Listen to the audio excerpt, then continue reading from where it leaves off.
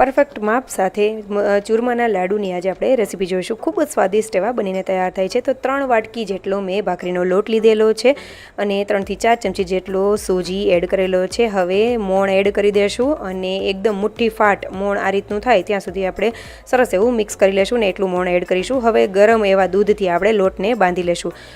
એકદમ મીડિયમ એવો લોટ બાંધવાનો છે, ન તો બહુ ઢીલો કે કઠણ એવો નહીં રાખવાનો, મીડિયમ એવો રાખીશું। તેલને ગરમ કરવા માટે મૂકી દેશું અને આ રીતે મુઠિયા વાળીને તૈયાર કરી લેશું। હવે કઠણ એવા મુઠિયા વાળવાના અને તેલ મીડિયમ એવું ગરમ થઈ જાય લો ટુ મીડિયમ ફ્લેમ ઉપર ત્યારે આપણે મુઠિયાને તળી લેશું અને ગોલ્ડન બ્રાઉન કલરના થાય અને સરસ કૂક થઈ જાય ત્યાં સુધી તળી લેશું। સાઈડમાં આપણે એલચી અને જાયફળનો પાવડર બનાવીને તૈયાર કરી લેશું। તો મેં તૈયાર કરી લીધેલો છે અને મુઠિયાને આ રીતે વચ્ચે વચ્ચે આપણે ફેરવતા જશું।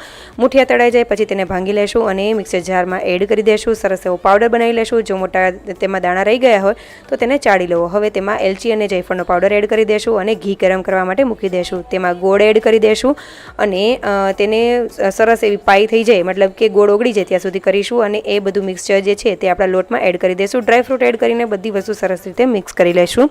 હવે આપણે લાડુ બનાવી લેશું। તો આ રીતે મેં લાડુ હાથેથી વાળ્યા છે અને મોદકનો શેપ પણ તમે આપી શકો છો। ઉપરથી ખસખસ લગાવી દેવાનું, સરસ એવા થઈ જશે, બહુ ટેસ્ટી એવા બને છે। આ રીતે પરફેક્ટ માપ સાથે હું ડિસ્ક્રિપ્શન બોક્સમાં તમને માપ પણ આપી દઈશ અને આ રીતે એક ચમચી પણ આવે છે જે લાડુની સ્પેશિયલ। તો આ રીતે એક સરખા લાડુ થઈ છે, તો એ પણ મેં બનાવેલા છે। તો જરૂરથી રેસીપી ટ્રાય કરજો અને જો સારી લાગે તો લાઈક, શેર અને સબસ્ક્રાઈબ કરજો। ફોલો કરવાનું ભૂલતા નહીં, કમેન્ટ જરૂરથી કરી દેજો। Thank you for watching.